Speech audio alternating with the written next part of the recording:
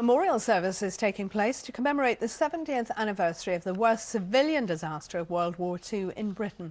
173 people, including 62 children, were crushed to death as panic spread through crowds trying to get into Bethnal Green Tube Shelter in East London on the 3rd of March 1943. They wrongly believed the area was being bombed. In fact, the explosions were anti-aircraft fire.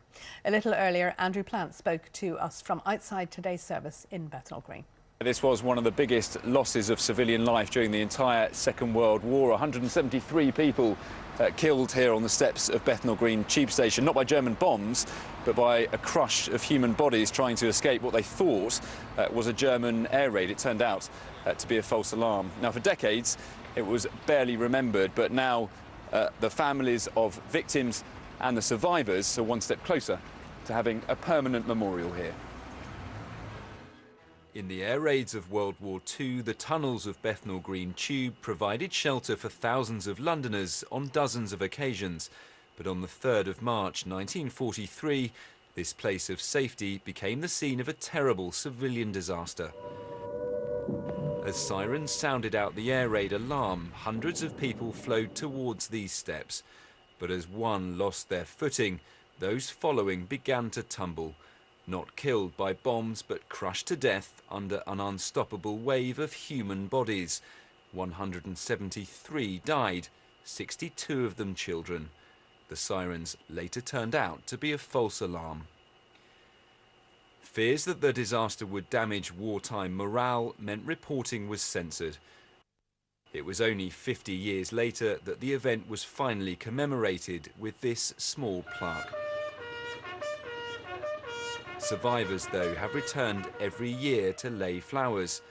This was the largest loss of life in one incident during World War II, far more lives than any one German bomb ever managed to claim, suffocated in just seconds as they tried to find a place of safety.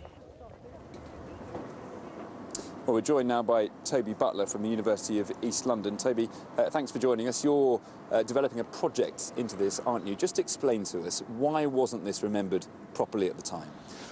Well, this was an incredibly significant disaster. I mean, if you compare it to, say, Hillsborough or even to Aberfan, this disaster actually had more victims, and it's a real kind of puzzle as to why this wasn't memorialised or marked in some way before now.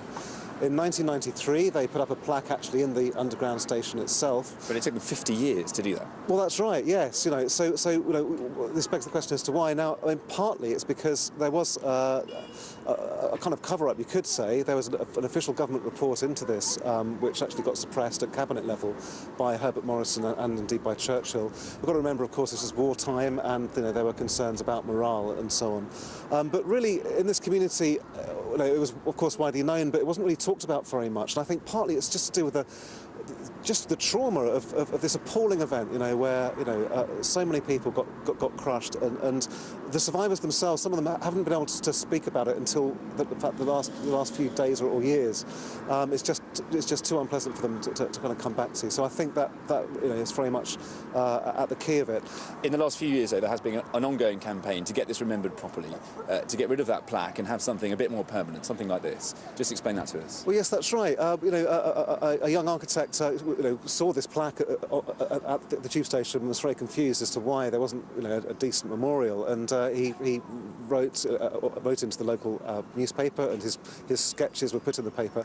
As a result of that, a whole charity came up, was established, made by the survivors themselves, and they raised over £300,000 to build the memorial that's here now. They're desperately trying to raise the last 130,000, which we need for the canopy, which is going to have 173 holes where sunlight will come down, and the canopy itself is in the shape of the steps where they died. It's from that memorial in Bethnal Green.